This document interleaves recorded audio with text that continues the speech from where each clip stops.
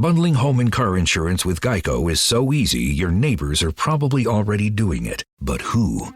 They may drop little hints like, beautiful day out. Even more beautiful since we saved by bundling our home and car insurance with Geico. or Yard work is hard. Much harder than bundling with Geico, which was easy. it may be even subtler, like, Speaking of burgers, we bundled our home and car insurance with Geico and saved a bunch of money. bundling is easy with Geico. Just ask your neighbors. Heard my little sis is buying a car. You'll need my secret guide. Gross, no way. I already used Capital One Auto Navigator. I bet your credit score... Wasn't impacted at all, so I got my real rate and monthly payment, had an amazing test drive at the dealership, and made the purchase. Taking the easy way out. That's so you. Still not getting it. That's so you. Capital One, what's in your wallet? Terms and conditions apply. Find out more at CapitalOne.com/autonavigator. You are listening to an entertainment program put together by a company called Financial Ineptitude. Anything said on this show is not an endorsement or professional advice.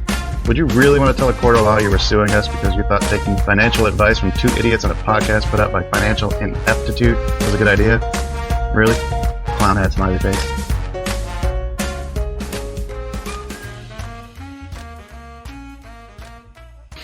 All right, well, hello and welcome, everyone. Get on inside the China shop. We're opening up for a super-duper amazing roundtable trading special. I'm Shopkeeper Dan. With me, as always, is the inimitable Kyle, creator of FinancialIneptitude.com. Kyle, how you doing tonight?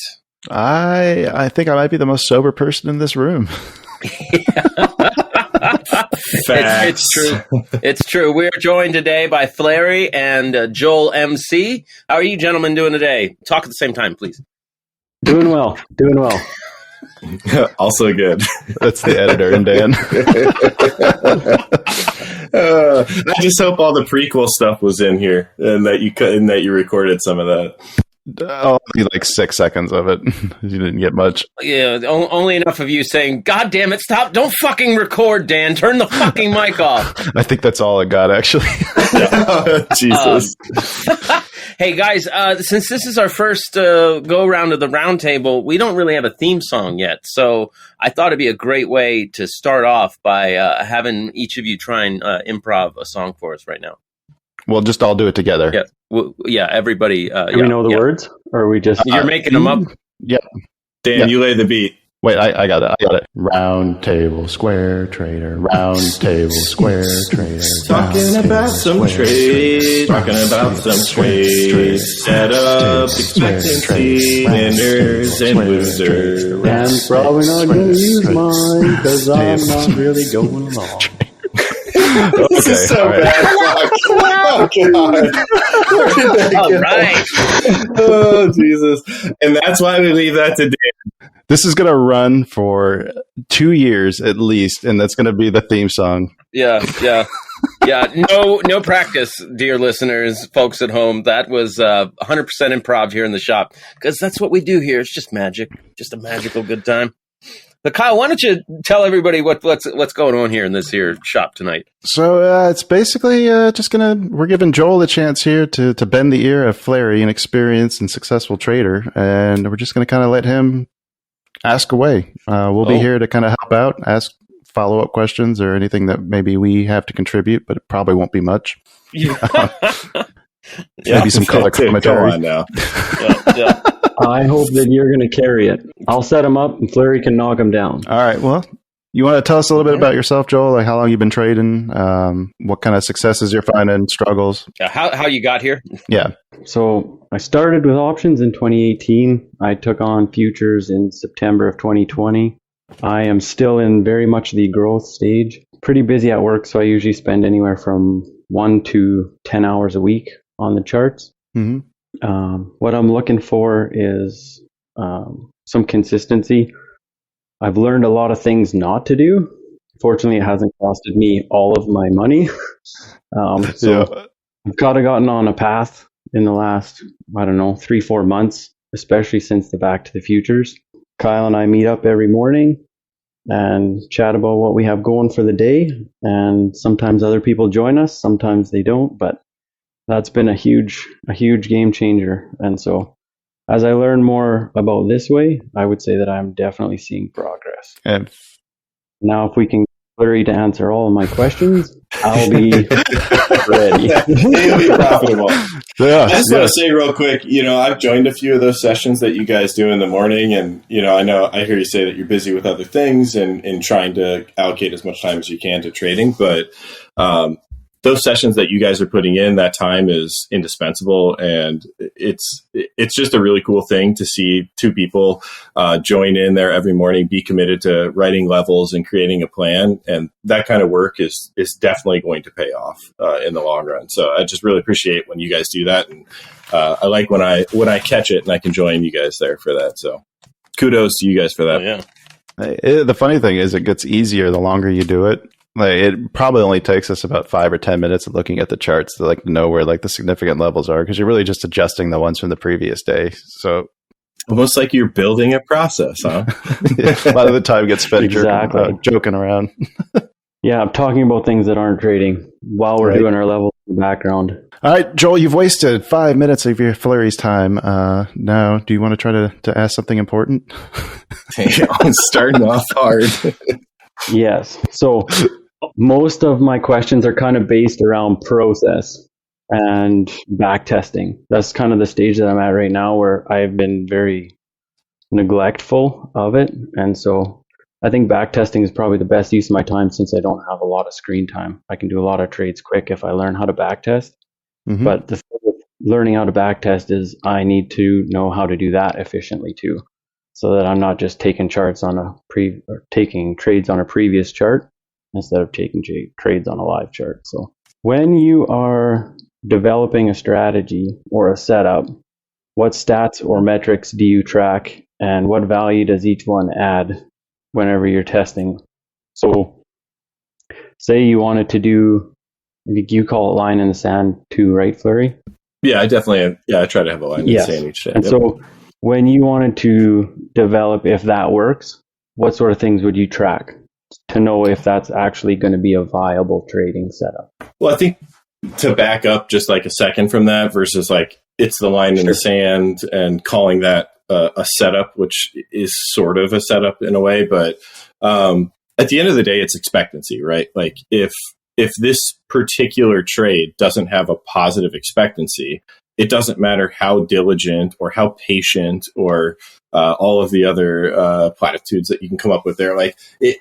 It doesn't matter if it doesn't have a positive expectancy. So if your plan is bad, it's going to be bad even if you execute on it well in the long run. If your curve is going down and to the right versus up and to the right, it's going to be obviously a long-term problem. The law of large numbers will eventually catch up, and you might hit an upswing, but eventually you're going to have a bad plan sort of reach that expectancy over a long period of trade. So I think the biggest piece there is, does it have a positive expectancy? Because yes, win rate is a factor of that. And I think that's one of the components that I would always be looking at is, what is my win rate on this particular setup, if we're going to talk about one? And then what is my average win and what is my average loss? And so from that, you can develop whether or not this trade idea has a positive expectancy. And some version of a positive expectancy, whether it's a slight slope up and to the right or a dramatic slope up to the right, if you have a really good trade idea or trade thesis and you've backtested it, is sort of at the core of what you would really want to be looking at. And so those two components and how you can kind of factor those together, my average win and my average loss when I take this trade, which assuming that you have an average loss that's based upon a stop loss, and we can dive into some of this as a follow-up question, but your average loss should really be based upon some version of backtesting as well. You don't need to give every trade 20-point stop in NQ if that setup on average performs well with 10 points of MFE or MAE, I'm sorry. But, knowing that, and then what is the actual win rate of that trade will tell you what your expectancy is. So, there's a bunch of charts out there, but the very simple one would be if you're winning 33% of the time, you need to have a 2-to-1 win to like average dollars won to average dollars lost ratio to even be sort of break even, give or take a buck or two. And so I think that's like at the core, if you're looking at back testing a strategy, is okay, I've got this strategy and I'm going to run it, and here's my stop loss on that strategy. And so that stop loss would, I would hope, determine what your average loss is, and it should stay relatively close to that. But let's be real, right? Like it's not always that, right? Like it's not always that. So I think that's important to factor in, right? Like we're humans, and sometimes you're going to move your stop, and so like you sort of need to factor that into a strategy, right? Like if you move your stop 10% of the time, that needs to be part of the metric, like of like you, whether you made that decision irrationally or rationally, it needs to be part of the metric of your average dollars lost. Your average dollars won, just as important. If you're taking profit early versus getting to the target that you believe is your target for that setup, or the expectancy for that setup from like a points perspective, like how far the trade's going to go. Again, all these things factor. And so I think that's important to know, like average dollars won, average dollars lost, and then what is my win rate when I do my best to follow this, setup. And so the easiest way to do that is put a bracket on something and then just sort of test it. But that would be sort of the first piece, right? Like, is this trade a positive expectancy? And then just kind of running those two factors into that. Like, here's my win rate, here's my dollars won, here's my dollars lost. Does this work in the long run? So obviously, if you're at a 2-to-1 risk to reward and you're only winning 10% of the time, that's just not going to work, right? Like it doesn't matter how good of a run you go on. That good run is always going to be met in the long run, in the law of large numbers, by you being bust, basically. So I think, that's sort of like at the core of what you're asking there. Absolutely. Perfect. And so then if you said that you would include all of those times where you move your stop, where it's not precise. And so would you include that if you're doing back testing as well, or when you're back testing because you're just trying to find the viability of it, whether or not it will be profitable? Would you include those, or would you just include the ones that are not maybe a picture perfect setup, but meet every single metric precisely? Yeah, good question. So two totally different things, really. Like, is the true expectancy of this setup profitable, or is the actual expectancy of this setup profitable? Because the reality of it is like you still have to click the button. Even if you see the setup develop and you click the button a little bit late, and maybe because you clicked it late, you make some decisions to move a stop or take profit early and all those things, there's the actual expectancy of how you perform in that, which is sort of like, I think, how you would gauge yourself on whether or not like this setup is viable for you and your personality and your discipline, versus the back test, which would be more how to refine the strategy. So if I was looking at a specific strategy, and let's just take like something simple, like pulling into like a trap traders type setup. If I pull into a trap trader setup, and typically that trap trader setup works in my back test, and like when you first start to do a back test, maybe you give it, I'll use NQ as an example, maybe you give it a 20-point stop, right? Yep. It should be more than enough. And you give it a 2-to-1 take profit. So, you're doing a 20-point stop and a 40-point take profit. And over the run of all of that, that still has a positive expectancy. So your average dollars won and your average dollars lost versus the win rate of how many times you went back, and whether you're manually doing or automatically doing that, if you can write some code, it has a positive expectancy. Well, the next step would be, okay, well, if it works with the 20-point stop, let me pull that stop into 15 points and then run that again and do a bunch of back testing, again, whether it's manual or automatic. And if it still has a positive expectancy, and or you ran it on that 20-point and you went and looked at what is the average MAE on my trades when I took this, and the average MAE on these trades might be 10 points. Well, that's going to tell you a lot of information. Well, if the average times that you take this trade, or more times than not that you take this trade, your MAE is only 10 points and you're giving it a 20-point stop, those times that you take a full point stop, you really need to go and take a close look at those ones as outliers and say, okay, well, how many times did I go to 19 points or something? It turned around and I got my full take profit. And there's a, this is kind of getting into a little bit deeper of analysis. Go there. If those don't stand out, as outliers, it would probably be pertinent to move that stop in and then, rerun that evaluation. And this is a bit of a rabbit hole as you're doing that, but I think it's important work.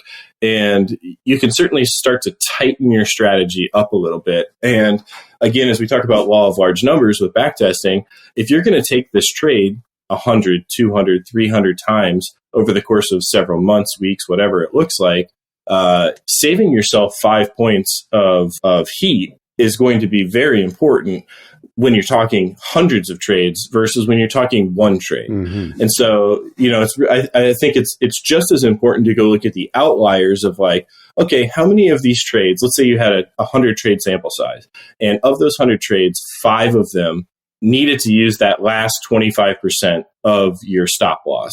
Of those 25% or whatever, of those 5%, of the 100 trades, how good did those perform? Like when I peaked into that area and I didn't hit my stop, like did I actually go to take profit 1 or did I get to take profit 2 or so on and so forth? And so again, like I think it becomes an effort to sort of refine your strategy.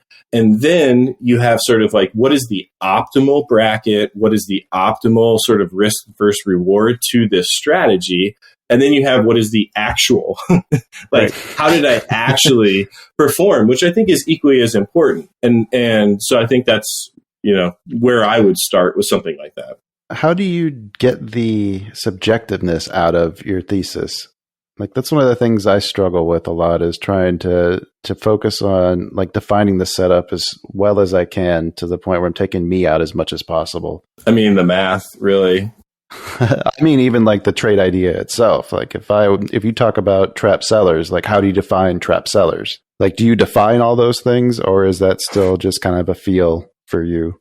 Yeah, I think that, obviously that's important too. Like you need to have a very, at least for me, I need to have a very rigid set of rules because I'm not very good at following them. So if I don't have a very rigid set of rules, like I'm going to be like, oh, close enough. Like these guys are trapped. And so, in that, right, like you would have sort of a range, right? Like this is the least amount of trap sellers that I would look for. So like in NQ, let's just say, for example, I want to see in a 5-point spread, I want to see at least 1 point have 100 lots off sides, and I want to see net or cumulative in that 5-point spread 250 lots off sides. And that might be my minimum for me to take that trade. Mm-hmm. But then once I have that minimum for the trade, all of a sudden in that same 5-point spread, I might have 700 cumulative lots off sides, and I might have 300 at 1 point. And now I have an A+ version of that setup, and I have sort of like that B or C version of that setup. Mm. And I would look at it more of like, what is my minimum threshold? And then from that minimum threshold, then what are the nuances of some of the things that I've seen that make this minimum setup that has a positive expectancy a really, really A+ setup? And that's where it gets into potentially leaning into those a little bit more and things like that. Like I would be more inclined to lean into a multiple R trade into 700 trap cumulative traders than 250 cumulative and just like barely at price, say like 105 or something like that. Kind of like increasing your bet at the blackjack table when the deck is rich. When the deck's hot, man. When there's been no aces, right? Like you up your bet. It's the same exact concept of like, counting cards. Like when the count is high, you want to increase your bet. When the probabilities are higher, then you want to increase your bet. And I think knowing those probabilities for your specific setup is important. So there's, to your point, like there's defining the setup in the minimum requirements for me to enter the trade. And then there's like, hey, this version of this is like the extreme A+ version. And, whether or not you just enter it normally because that's just your comfort zone, or, in a perfect world, you start to lean into those A+ setups with a little bit more strength, size, or ads. That's where you can start to really increase that average win for your real life expectancy of this trade. And that's where you can really start to skew those stats a little bit, because if if you always take this trade at the minimum expectancy of it at a 1R, but when you recognize and perfectly execute on the A+ versions of those setups to, say, a 2 or 3R, well, now all of a sudden the bucket of this strategy in your real-time expectancy of the times I've actually taken this trade, your average dollars won versus your average dollar loss, that stat will increase significantly. And when that increases significantly, then your win rate can actually decrease a little bit as well. So by actually taking your A+ setups with a little bit more strength and confidence, you can actually decrease the amount of times that you actually need to win on your sort of like B or C setups. And you can, again, like I think to your point, start to take this trade with more confidence more frequently and not necessarily worry about like the emotions of it. It's just see it, hit it, go. Right. Yeah. One thing that I noticed, because after I listened to you before in the Back to the Futures one, where you talked about having a setup and making it something that's definable and repeatable. So then I tried that and I got to 80 trades. And the cool thing was, by the time I got to 80 trades, I didn't even feel them. It was sim. And so that sounds kind of lighthearted. But there was a time where I would scratch sim trades out of fear. I remember that. Right? Like you were tighter with your sim trades than you were your real trades.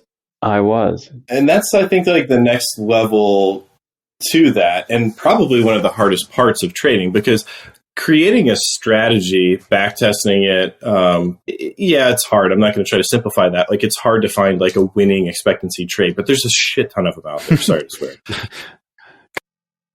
I don't know. Maybe I'm not sorry. Fuck it. I'm not sorry. But like actually then putting the discretion on like watching an A+ trade turn into like, whoa, this is not the activity I normally see on an A+ trade. And then scratching that efficiently is probably one of the hardest things to do. Like versus just like, I'm robotic. Here's my setup, see it, hit it, and just take my stop loss. Well, yeah, okay. And that's going to have a positive expectancy over the long run because you have math to support that. But learning to like know when your good trades are turning into bad trades and then actually cutting it and not doing that so much that it's causing you negative expectancy is just as hard, I would say, if not harder than any of what we just talked about. So it's certainly one of the things that I try to do very little. Just because, like those emotional kind of quick decisions is not one of my strengths. So I try not to lean into it, but it's definitely something that like when I see the like, whoa, like this should not be happening in this version of this trade, that sometimes you just got to cut it. I had a couple of those today actually where I was just like, man, I just don't love this. Or like if you get a bad fill, that's one of my favorite scratches. Oh yeah. Like if I get a bad fill and I'm a like habitual market in guy. Mm-hmm. So if I get a bad fill on a market, I'm super quick to take profit or I'm going to really guard that entry. And will be quick to scratch because like you're just already kind of like you're like kicking one of your legs out, right? So like a bad fill is a version of a scratch that I would take more frequently, but like again, like order flow or just like some of the things that you might see happening after you enter the trade that don't look like the normal version of your A+ version of this it's hard. That's the discretionary piece of it, but there's some element to that you do need to bring into the table. For that, you need forward testing too, though, right? Because you're not going to see that back. Absolutely, you do. Right, and that's where that real time stats come in, because it's one thing to like back test it and have it on paper, and you're like, hey, look, this equity curve should be up to the right. But then when you actually go to the charts and try to execute this trade, if you're not seeing those results, then you have to kind of come back and go, okay, like I scratched these 10 of 100 trades. Like what would have happened on these trades, and kind of gauge whether or not you're implying a little bit of yourself and your emotions into this versus just taking the math. And maybe your scratches aren't as good as you think they are, or maybe you should be scratching a few that you did, kind of thing. So that's where like the forward testing or like the real equity of the trade is just as important to monitor. And that's like, for me, that's like one of the only things that I pull up on a regular basis now is like, we're talking about an individual trade here, but then when you start mixing in multiple strategies and multiple setups that you look at, then how are you performing over like the whole bucket of those trades? Like I've got 3 to 5 setups that I look at every single day, and I expect these to have an up to the right equity curve. But for some reason, like the equity curve is sort of sloping a little bit lower. Like that's where it's time to go do some more homework and decide like, where is this like dip in my equity curve coming from? If that makes sense. Right. Yeah. That's when you need to go look at your notes and see if there's any commonalities. Yeah. And I mean, honestly, the edge could be, depleting a little bit as well, too. Mm. I think for most of our setups, it's probably not the case. It's usually emotional and or like self-inflicted. But it's important to be able to look at like gauge that like back tested equity curve versus the front like forward testing and or like real life equity curve of like how am I actually executing when I see this setup. Makes sense. Yeah, that does make sense. What I was alluding to earlier, whenever I was doing the forward testing because I wasn't into back testing, I found that having a defined setup, which I've never really had before. I've had this guy from Discords, and this guy from Twitters, and this guy from this, and this other one I saw on YouTube. And I have all of these guys' different ideas that they execute and make money, but I would never follow that. But whenever I actually made one and tried to follow it, then it took away all of the fear and the anxiety, and it's just playing it out because there was never a worry that it wasn't going to work. Because that one that I developed, I would be profitable if I could repeat it consistently. But I found I couldn't. I found that I couldn't repeat it consistently over and over again, and so that one got backburnered. And I'm trying another one now, where I'm finding that I can do it more consistently, and it's a little bit easier to draw the same line every single day. Well, that's part of that real equity. Right. I've got a great idea in theory on paper, but like when it comes to actually clicking the button, for whatever reason, you can't do that. And whatever that is, whether it's time of day, you've got other work going on, the kids are screaming because it's school time and it's an opening range trade, whatever it is, is causing you to not be able to execute on this back-tested plan to the expectancy that you should be getting, and you're underperforming. And that's fine, right? Like you can move past the setup. So to move past that setup, I think comes into the other realm of like, not every setup is for everybody. Like opening range breakouts are not for everybody. Trap traders are not from everybody. So supply and demand zones are not for everybody. And so you have to also find a setup that has one, a positive equity curve, and two, meets your personality somewhere where you can manage that and like to your point, like see it and hit it, like where it becomes a fearless trade. When you see A, B, and C happen, you can execute. Absolutely. And that's exactly how it was. Even though it didn't turn out to be profitable, in my mind, as I was executing it, I was executing it as though it was another setup in a long line of setups that are going to come again and again, and I'm going to hit it every time. See, and that's a great feedback loop. Like, even though in this example you're saying it wasn't a good trade,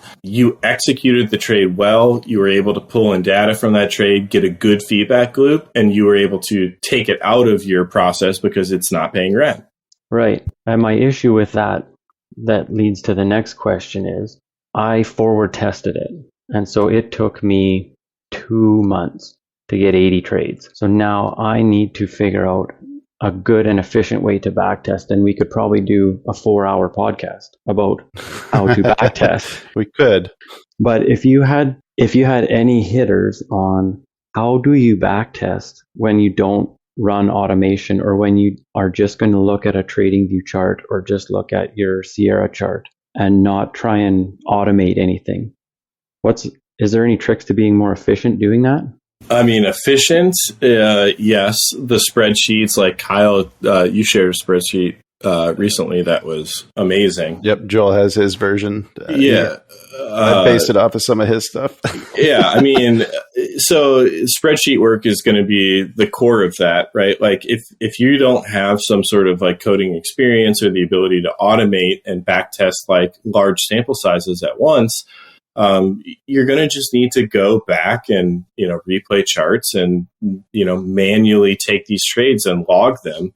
And then the other part that becomes challenging with that is when you start changing brackets and are you scaling out? Are you 2-to-1? Are you 3-to-1? Are you, some scale version of an average of between 2 and 3-to-1? And, I think that's the challenging part, but that's the work that it takes and the dedication that it takes to find a trade setup that has positive expectancy. And obviously some easier than others, but as far as backtesting goes, I think the best thing to do is take one simple trade idea and one simple bracket and, kind of just build it out. I think we all sort of know intuitively, like, if I take this trade, like, is it just going to slam? And it's like, you found some crazy alpha and it's 60% win rate. And like, you just like, every time you take this trade, it's working.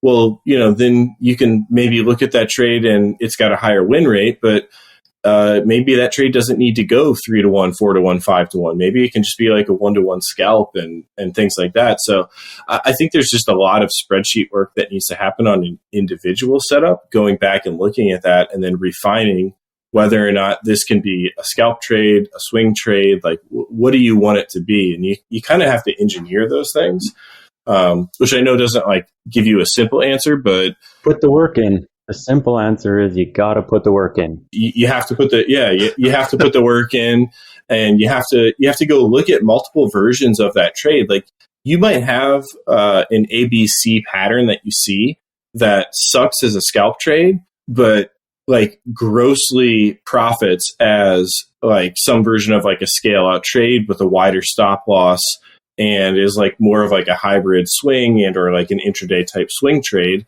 And you're getting crushed on the thing trying to take a 10-point stop. But if you gave that thing 20 points and you waited to take profit on it for, 60, 80 points, all of a sudden this thing, is a 40% win rate and is just printing. And so, that's a piece of it too. Like just because the idea is good doesn't mean that the way that you tried to form fit it into some sort of like comfortable bracket or take profit strategy is the right take profit strategy for that pattern. And so I think that's a mistake I think a lot of people make, is that they'll identify a pattern in the markets that they see, and then they won't apply the proper sort of like strategy to make it profitable based upon a bunch of different versions of take profit strategy. That's interesting. Very. So would you recommend starting like really wide then? Because it seems like it should be a little easier to adjust that inward if it's profitable with a wider stop. Yeah, I think it depends on just sort of like the general thesis of the trade, but yeah, I mean, like if it's a momentum based, like high time frame trade, you probably want to start wide. If it's some sort of like footprint absorption type trade, you probably want to start a little bit tighter, like at a 1-to-1, and then see if you can create like a 1-to-1 bracket that works, and then see like, okay, well, this works. Like, what if I put it at like a 2-to-1, or what if I give my stop loss a little bit more space? And again, I think that's where it's like, identify a pattern and then run it through a bunch of different like simple brackets. And then, like it gets really complicated when you start talking about scaling and things like that. But, the basis of what it would be like, do something like around a 1-to-1, do something around a 2-to-1, and then do something around like a version of a scale. If you think that like, hey, when I see this pattern in the backtest, and then I see where like I would have taken profit and then it keeps running. Well, there's a piece of the backtesting where I think like you need to sort of track like what would have been my MFE if I wouldn't have taken profit where I took profit. And then, that becomes again, like refining the strategy, right? So like you can certainly be taking profit too early too, just the same way that you could be taking too wide of a stop and you might not need 20 points and you can tighten that into 10. Well, great. You tightened it into 10, but now you're still taking profit at 30, but most of these trades go to 50. And, so there's a piece of that where I think you need to sort of like, again, sort of like go into the lab, build some spreadsheets and, potentially sort of track like, where would I have potentially like momentum stopped out on this trade? And is that significantly further or not from where I actually took profit? I got a question to follow up on the taking profits too early. One of the things I think I would have a hard time with is if I was trying to take instead of a 2-to-1, like I tried to push it to like 4 or 5, and the trade maybe had the expectancy to make that like more profitable, but I don't think my mentality could handle that when I'm could be out at 2R, but yeah, I'm just pushing for 4 and then it comes back and wipes out. Like just the loss of watching it get close and turn around on me is a tough one to handle. I mean, that's a huge piece of it too. So I'm a scaler, and that's by design, right? Because the less trades I'm in, the less mistakes I can make. And I'm way more prone to make mistakes probably than the average trader. So if I'm sitting with a bucket of say 5 strategies or 5 setups, and those are all based on like a 1-to-1 or 1-to-2, 2-to-1 risk reward, and I'm taking now all of a sudden like 10 to 15 trades a day versus 3. I'm going to do much worse because again, we're talking like on paper equity curve versus actual equity curve. Like the actual decision-making process that I'm going to put on paper is going to be much worse than what I in theory should do. And so I build a strategy that's based more upon scaling out and I kind of call it earning the expectancy or earning the right to see my runners go to this like peak expectancy of this trade thesis. And so I scale out 2/3 of my position in somewhere between like a 2 to 3R so that this trade idea on 2/3 of my position is going to pay me against my win rate enough where it's a positive expectancy curve. And then all of a sudden when my runners, these last thirds of my positions, they go to these like, further out levels of like, let's just call it like the true expectancy of my trade versus the like, just pay me portion of the trade.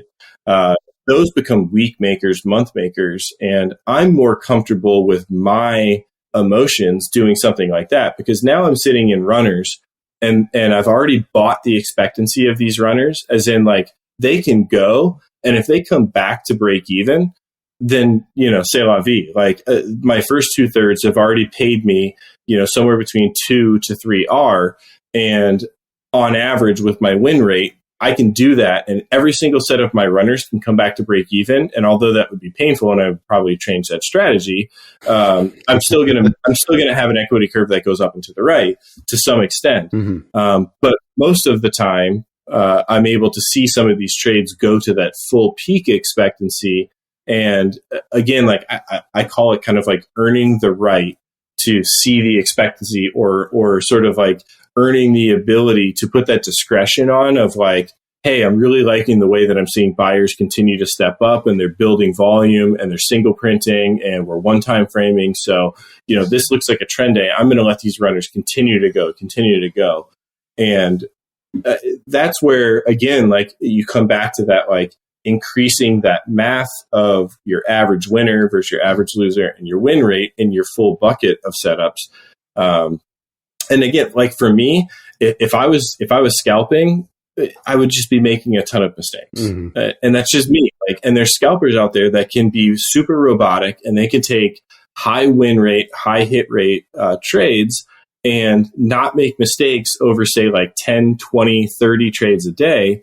And that's why they do that, because that's in their wheelhouse. And so like to your point, like if watching runners come back to break even is breaking my heart, then I shouldn't be doing that. Like I should be slamming 2 or 3 to 1 trades all day and just calling it good, or being all in, all out versus scaling. And, again, I think that comes back to like your point of like, you need to also weight these setups to like, what is the true ability of yourself from emotions, from discipline, from all the things that factor into that, to actually be able to execute to like what your idea was. Right. Setups can work, but you might not be able to work it. 100%. That's absolutely where I'm at with my trading, by the way. Like my setups are fine. It's managing my trades that fucks me every goddamn time. And most. And honestly, like like, so I do runners, right? And I let these last thirds run, and I'll have days where I'll hit TP1, I'll hit TP2, and then the last third will come back to break even. And then I'll hit TP1, I'll hit TP2, and the last third will come back to break even. And then the next time that happens, all of a sudden I'm changing my strategy because the emotions of having my runners, which, like at that point, like you're talking, between like 50 and 100 points coming back in your face, if not more. It's not fun, right? And you start to change what you do. I'd shut down. Yeah. And obviously then the decision making process changes, and your equity curve probably instead of steepening decreases and gets shallower. And I think that's a factor of it, right? Like, and that's a piece where you have to, at the end of the day, go look at your real stats. Like, how did I perform on a day where I'm scaling out and a bunch of my runners came back to break even? Mm-hmm. Like, did I continue to just follow my process, or did I start taking profit early? Did I start again, to your point earlier, like, did I start scratching a bunch of trades? And, that's where trading is hard, right? Like, it's not just a math problem. And there's certainly the version where you just do the math problem and you never change it. And you don't worry about scaling. And you don't worry, you just do it exactly as you drew it up, and you just let it play out always and forever. And, the law of large numbers takes place, but, we're humans, right? And we start to make mistakes in between that. And I think that's where you need to be honest with yourself. Like, you have to go look at your stats and be honest with yourself about whether or not this strategy makes sense for you, or if, maybe you're a scalper, or maybe you should just be all in, all out versus scaling and all the different things in between. Mm-hmm.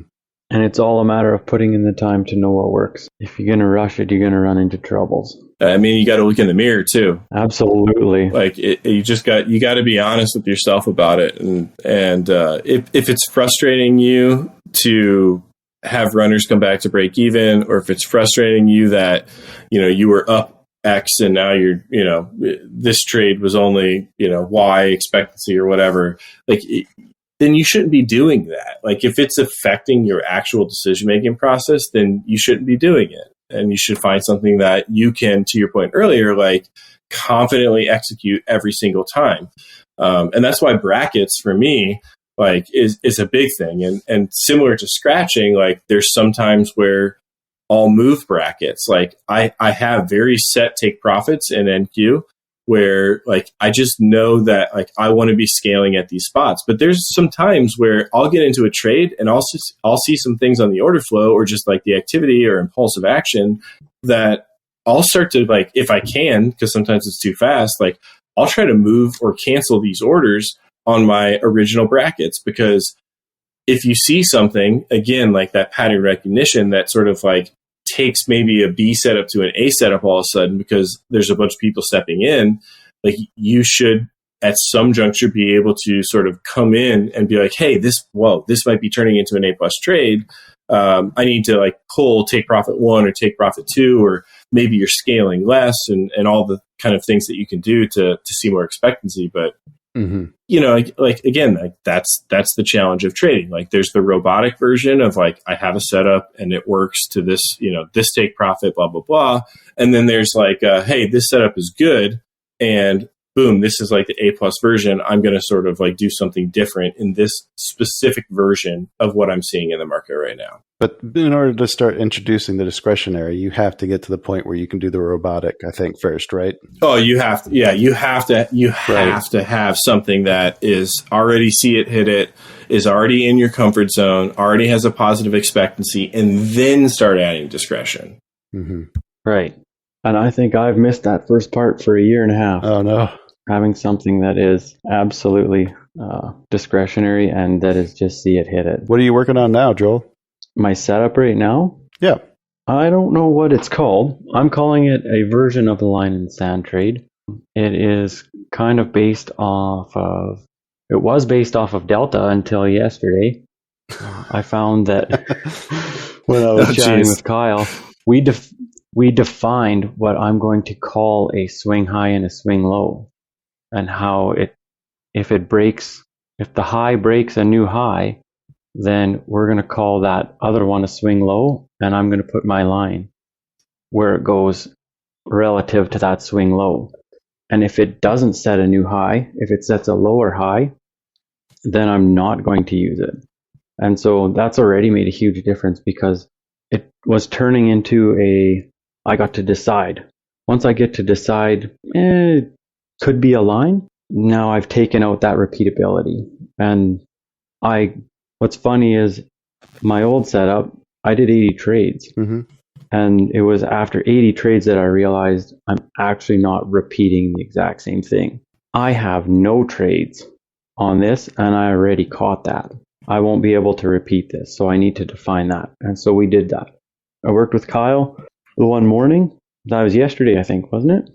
Was it yesterday? Yeah, it might have been. Or was it today? It was yesterday or today. I think it was We worked yesterday. on that, and this morning, yep, that's a line. Yep, that's a line. Nope, not quite. And it becomes to the point where you can repeat it. And once you can repeat it, then you can have confidence in it because you've watched what you've repeated again and again work. And when you do it and it works, and you do it and it works, and you do it and it works, then when it comes time to click the button, you can have confidence it'll work. They probably won't all work, but you'll have the confidence that you can click the button because it's going to work. It's a great point about the repeatability that just kind of clicked in my head. Because we keep talking about pattern recognition, but if your setup isn't repeatable, if you can't draw the same line, then you'll never get the pattern recognition to recognize it in the moment. Right? It's such a huge piece. Exactly. Like it's so big. Like, and I think I've said this on some of the other pods here is like you draw the same line every day, and honestly, it doesn't even matter. Like we're all really good at finding levels. We all have a way, whether it's market profile or volume profile or delta, or it doesn't even matter. Supply demand zones. Like draw a line on your chart, but do it in a repeatable way so that you can understand what the nuance is, and then you can sort of execute on that nuance. Like if every day you're wish-washy about like, oh, today I'm market profile and then tomorrow I'm trap traders and blah, blah, blah, blah. Like, yeah, you can have a bucket of a bunch of different strategies and that's fine. But like if you're changing what that one particular strategy looks like, you're going to be in for a world of hurt because you're going to be mixing in so much discretion. And I know very few people that are just like true feel traders that are successful. Like it's such a hard thing to do to just be like a true feel trader. So you need to have some version of repeatability in that. And I think that comes from, to your point, like drawing the same line on your chart every single day, whatever that version of that line looks like. It's funny. It all kind of just boils down to a line on a chart, doesn't it? Sure does. It sure does. Yeah. And are you going to buy it or are you going to sell it? Both. There's a line, and a line means you do something. What are you going to do? What else you got for us, Joel? Let's talk about the OFL tools for a little bit. I've got Fleri's ear. I don't have those tools. I may as well ask them. Go for it. So I can see from all the people who use them and watching all of your Wednesday webinars, which have been, I'm not getting the alerts anymore or something. So the OFL tools, I'll one day use them, but for someone who doesn't have them yet, or if it's not a fit for them, what other things could they use, say for the execution portion? What sort of thing could you watch for? Yeah, I mean, so, from an OFL tools perspective, obviously we're automating some of the setups that we've defined from an execution perspective. So we have structural tools that are just putting clear lines on your chart. We have execution tools that are giving you sort of signals that there's buyers or sellers in confluence to your trade thesis. But if you don't have those, at the end of the day, the way OFL was created was a bunch of traders coming together, sharing setups that they were doing manually on charts and then automating. Some of those setups obviously much easier to identify visually versus like the math that's happening behind the scenes in some of the OFL tools. But, I think a great place to start is the bid-ask footprint or a delta footprint chart to watch the order flow, watching the, like Sierra would call it, the numbers bar calculated value. So like watching things like the volume per second or the delta per candle, volume per candle, and some of those things like that. And you can start to develop setups that you see from pattern recognition from just turning on sort of all of these features that are part of like typical order flow centric platforms. So NinjaTrader, MotiveWave, and Sierra all do this pretty well. So, easier said than done, right? Like, great. You've got a bid-ask footprint. Like, what can you do? Right. But, there's some very simple trades out there that exist that you can see. Like, if you put a bid-ask footprint on in NQ, we have a trade that is not automated that we call TOTS. And everyone will start spamming the chat in the OFL Discord with like the tater tots. Yeah, with the tots and the Napoleon Dynamite and all that good stuff. But tots is taper over time, and so TOT, taper over time. So if you see like the bid-ask footprint come down to a price and it stops and the sellers were selling into the bid, and let's say they sold 40 lots and it stops and it pops back up. And the next time it comes back to the same price and it stops, but they sold 10 lots. So now there's taper. They sold 40 into a price, and then the next time they came back to the same price, they only sold 10. Well, let's say it pops up again, and the third time it comes back, and now you see true taper, and they only sell one lot into that price. So you went from 40 to 30 or something like that to 1. That's taper over time. And so you're looking at the footprint and you can see this, like, it's clear absorption, right? Like somebody's sitting there absorbing that first 30 lots. They absorb the second, 20 lots or whatever it is. And then the next time the sellers come down, they don't even try, right? Like they only sell 1 into that price. Well, now the aggressive seller is gone and you can, potentially take that for a scalp. So my point is that there's some like very clear observational things that you can do without automated studies, such as some of the things that Orderflow Labs has, that you can identify. I think that's obviously the strength of some of the things that we do at Orderflow Labs, is that we automate some of those things, or some specific settings and setups that we track. But at the end of the day, like it comes back to that, like you have to put in time. Like if you're looking for order flow setups, like you're going to have to study the DOM. You're going to have to study the time and sales. You're going to have to study a bid-ask footprint. You're going to have to study a delta footprint. Like that's just some things that you're going to have to study to be able to identify those things. But at the end of the day, like a company like Orderflow Labs was developed from a bunch of traders doing these things manually that had the assistance of coders who are able to code some of these setups and automate them. And so they're all available to track. I think the challenge as sort of like a retail trader is how do you not miss them? Right. And I think that's like, again, the benefit of Orderflow Labs is that like you don't miss them because they're automated. Like you don't miss the fact that there's 700 trap traders at this price because we identified that for you. But that doesn't mean that you can't manually identify them on any of these charts. The session delta pivots. There's YouTube videos floating around there somewhere that tell you exactly how to track these levels. Like you can create these levels. It's all done from charts naked. It's just we've made the ability to not miss any of those setups or to not miss any of the levels or to not miscalculate them. Not a factor. And so, again, I think that's like sort of one, the benefit of Orderflow Labs, and two, sort of like to answer your question, you can do all of this stuff with sort of charts yourself. It's just a matter of consistency and accuracy with actually, one, seeing all the trades and two, properly identifying them. Who is the person that benefits the most from the Orderflow Labs toolkit? Like, who is the ideal trader that you guys market to?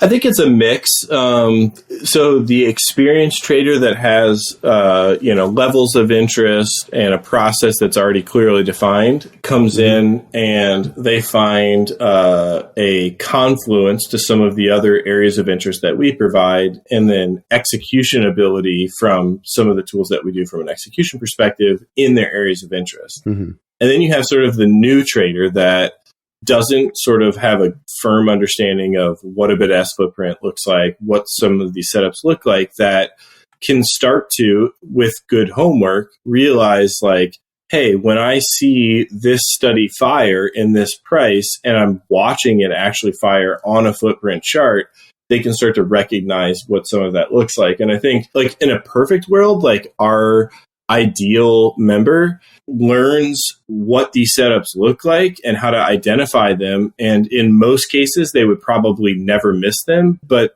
the simplicity of having these levels automatically put on your charts every day and the time that it saves, and B, the consistency of never missing a setup across multiple markets makes it so that like in the long run, it's such an extreme value that between your time and the just the ability to monitor multiple markets at once far outweighs like any cost from a monthly perspective that OFL would ever charge. It's like getting Fleri to draw on your charts for you. I mean, in a way, right? That's the idea. This week's, it's CPI print, but like you go into our Discord, which, I think most of you guys have access to, but you go into our Discord, we have a trade setup that was posted on Sunday. That was a 700-point trade that, CPI like went insane and it was a 900-point day, but that trade resolved in the course of a few hours, and it was put in chat on Sunday. Was that the Friday fade? It was the Friday fade. Yeah. Nice. So the Friday fade hit, and again, like it's some of that pattern recognition stuff that we automate that you just might miss, right? Like you just, right. You might see it in NQ, but you missed it in ES, or you missed it in RTY, or you didn't see it in copper, or you didn't see it in CL, or whatever it is. And the confluence across all these markets, right? So, for me, it's like, even without, the fact that we have Orderflow Labs, having these studies automated, which is how it started, right? Like, having these things automated was just desk time. Like you're saving just so much desk time. And when, you start to value your time, at a dollar amount that, is significant. Like if all of a sudden the same process that you're doing manually took you, 2 hours and it takes you 15 minutes now, like that becomes pretty significant. So again, that's my Orderflow Labs, promo, but. Or if you only have limited time to trade, you don't have to spend the whole time building out all of that stuff. It's already built out. You just have to execute it according to what fits with what you've got. Or if you have no strategies, right? Like, let's be honest, like some people come in and they don't have a strategy. And, right. Like I'm not saying that everything that we do is gold by any means, but at the very least, maybe it sparks the idea. And I think like that's like the best thing I love to see from our members is like one of our studies is the genesis for an idea of somebody who then shares that with chat that generated another idea, and they generated a new trade setup from that they're really finding a lot of profitability in. And so there's a big piece of that too, where it's like you talked about confidence earlier. Like it just helps instill that confidence in some people where like they didn't quite understand some of the nuances of order flow. And again, not like we've solved order flow in any way, shape, or form, but I think like by turning it into shapes and colors and obviously educating about why some of these things are doing what they're doing, it makes it a little bit easier for you to sort of like generally understand what absorption looks like, what initiation looks like, what trap traders look like, what is delta, like why is a level of high delta significant later on, 3 days later, a week later, a month later at an area where they continue to put in like high delta and some things like that. But speaking of delta, I know there's been a lot of calls to do another Back to the Futures with just focusing on delta footprint or just delta in general. I love delta. I may or may not have started that. Yeah, I was actually expecting you to just dive into that now and try to get another hour out of him. Oh, that's funny. Yeah, I lean heavily into delta, like absolutely, especially historical delta. Watching where large market participants who have the ability to put in, the quote unquote like high delta of a session or of the time that we're monitoring, watching them repeatedly put in delta in the same general price area is probably some of the strongest alpha that I track on a daily basis. When you see over, say, the course of, say, like 4 weeks, one price or like say an NQ, like a range of say like 20 or 30 points, multiple times market participants that are able to put in sort of that big print, do it in the same location, you better believe that level is going to get a reaction. And so when you start to put that sort of confluence on some of the other work, like, LVNs, HVNs, supply demand zones and all the things that we look at, it just, again, adds like such a big level of confluence that historical delta is just a big part of what I do. Oh, man, sounds like we have to do that episode. Yep, you got to do it now. Oh, you boys know I'm game. Let's go. I got this new mic. Let's go. You could call it back to the futures. Back to the delta. Revenge of the Biff Lords. Let's do it. So Joel, I got a question for you before you guys end it, because I know we've been going for a little bit. You obviously have been, tracking some of what Orderflow Labs is doing. You've been working with the team. You've been building a process. You've been diligent on that. Like, do you think it would be a benefit to you to see some of these tools, or like as somebody who doesn't have them right now, like what is sort of your gauge of that? From your process perspective, like, do you think it's less is more? Like, as somebody who doesn't have them and is thinking about it, like, what is your true read of that? I think my thing for them is that if I'm going to follow through with them, then I need to have something tangible that if I don't want to lean on Orderflow Labs, I want to learn how to trade, and I want Orderflow Labs to be able to take me from this level to the next level. And so I think if I just lean on Orderflow Labs to start out with, then I might get there eventually, but I won't have got there on my own, which is okay. I mean, you guys have brought me this far. I've known you from long before Orderflow Labs, but I think I wanted to augment. Is augment the word? Augment what I've done. You want to learn how to fish before you get a fancy fishing pole, is what it sounds like. Exactly. I want to be able to trade, and then I want Orderflow Labs. As soon as I step in there, it immediately increases all those things, those little things that I can already do. Yeah, it's perfect. A multiplier to what you're already doing. That was the answer I was looking for. So let's, like, when you're ready, let's do it. Yeah, I mean, if you would have said, like, it's, whatever, like, I need it, blah, blah, blah, like, that's not what we're looking for. Like, we want somebody that thinks it's going to be a compliment to their system. So, exactly. Like I said it earlier, I appreciate your guys' diligence to the morning plans, things like that. So, I don't know what platform you're on, but I'm assuming it's either Sierra, Ninja, or Motive. So, when you're ready, you let me know. We'll get you set up with Orderflow Labs with the rest of the Two Bulls team.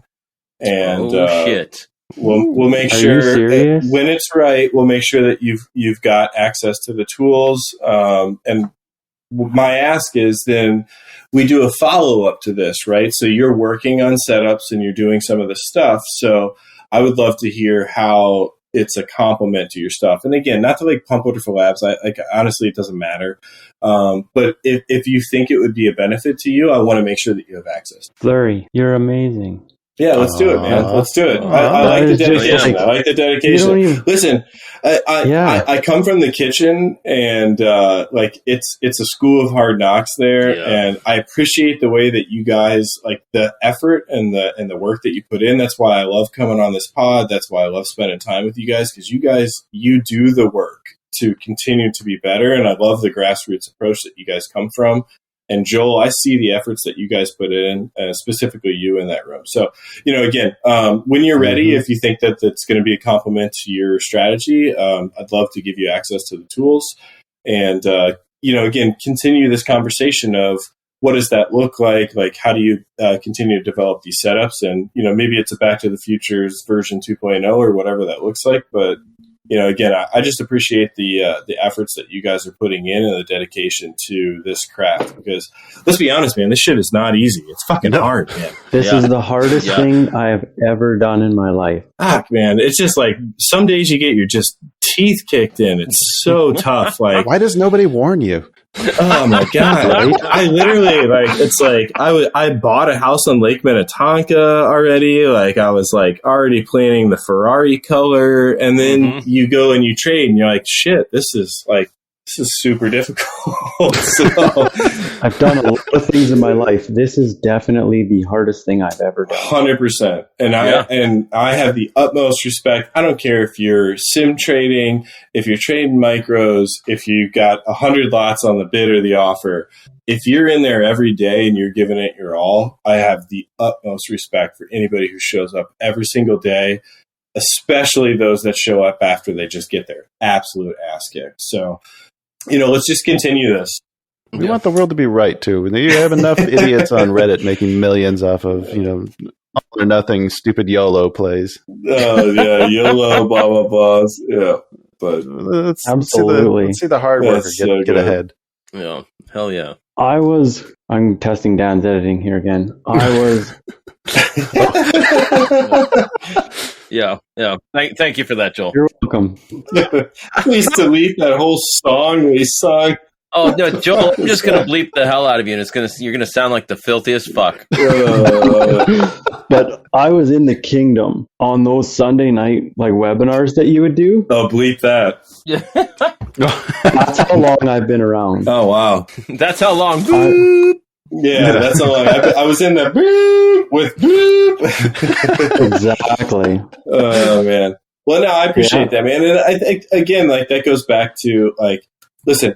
Ask smart people smart questions, and I'm not saying that I'm one of those smart people, but I'll say it. I'm a firm believer in there's a bunch of people who have paved the way, and if you think you know it all, you are so far behind this thing.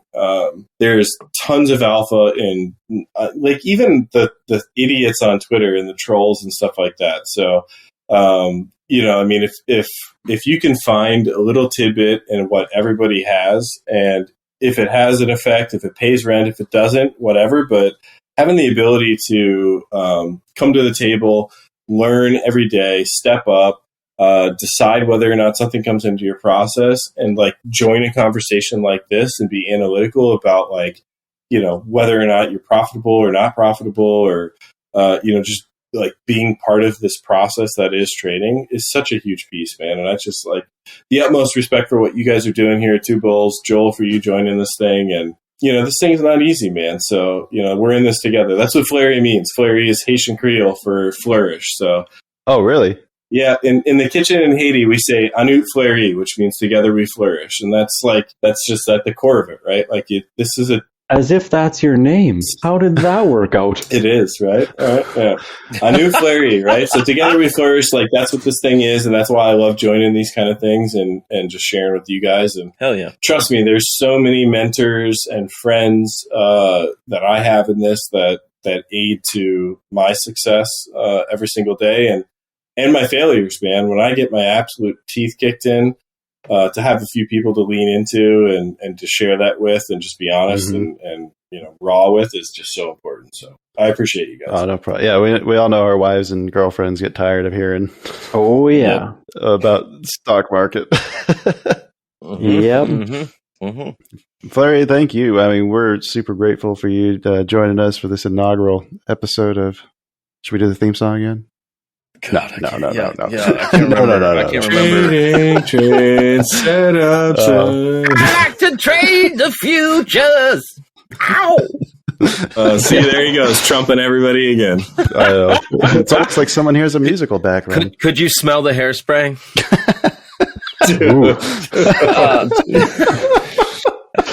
This has been fantastic. I've really had a great time with you guys here tonight. Thank you, Joel, and thank you, Fleri. Both of you guys coming here to join us for this has been so amazing. When you find a good, honest, successful trader a lot of them tend to be willing to share. So, I mean, if there's somebody out there you look up to, man, reach out to them, because as we've proven, it's pretty easy to get these guys to talk to you. I like it. I'm gonna get some of the buddies to jump in on the next one here. I might ask them some questions, but I don't know who's up for episode 2. But if you guys need a few suggestions, I'll get you hooked up. For the newbie or for the experienced? For both, I guess, but experienced, I've got a handful of guys that have a lot of impact on my trading that I think would love to just come on and share. I like this format. Well, I think we want to talk to them one way or the other anyway. Yeah. Can you imagine if you had it set up where Fleri was the newbie. Yeah. That's what I was actually just thinking he was going with that. I was like, yeah, let's get his mentor on here, and here are the questions he asks.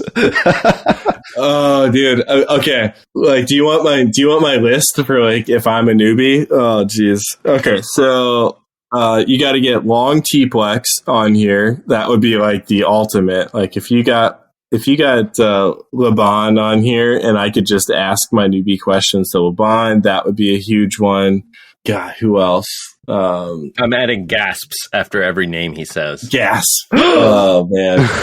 Macro Tactical. He's been like one of the most influential traders in my career as far as like confidence. Like he would be a big one as well.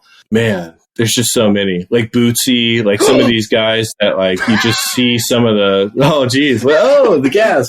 No. Like there's just so many guys, and even in the crypto space too. I know you guys have some crypto channels too, but like some of these guys in the crypto space and some of the setups that they taught me back in the day from a price action perspective. But yeah, man, I would love to sign me up for a newbie session, and I'll see if I can get one of my like inspirations of trading on. I'm all game for that. We might have to do these more often than once a month. I might have to stay more sober if I'm a newbie. Only on days that start with T. There's a 3-drink minimum on the round tables. Come on now. Yeah, pretty much. That's where we cut it off. Let's be respectable here, guys. 3 whiskeys. Let's be honest. It's not a round table. It's a lazy Susan. We just spin the drinks around. Oh. All right. Well, gentlemen, this has been amazing. We do gotta end it here, else, well, I'll be editing for hours and hours and hours. Oh, damn! Before you end. No, I'm just kidding. Oh wait, that's a different gag. No, but if you do want to sign up or reach out to us to be on the next one, just drop us a message at 2bulls@financialineptitude.com, or you can just DM one of us on the Discord. Please include a 2-page essay on why you're worthy. Yep. And we'll be sure to grade them on grammar, structure, content, and execution. Mine was 2.5 pages. Also helps if you have your account number. Yeah. Also money. Money doesn't hurt. Yeah, reach out. That's fantastic. We're gonna have a lot more of these, Kyle. This is great. A lot more of these. But for now, folks, thanks for sticking around to the end. We hope you had a good time. I know you learned something if you paid attention. That's just a fact. Unless you're one of Fleri's mentors, in which case, well, thanks for listening. Learn what Fleri needs to work on. Yeah, what you taught me, what I need to do more work on. He doesn't fucking listen. Oh, God, why is he still talking about letting runners run? God. How many times I got to tell him? He's got to take profit. He knows that. Fantastic. All right, folks, we are going to shut down for the night. Until next time, happy trades. Longest ending ever. 2 bulls, round table. Waka waka! It's good stuff, guys. Oh, God, that is going to be the theme, isn't it?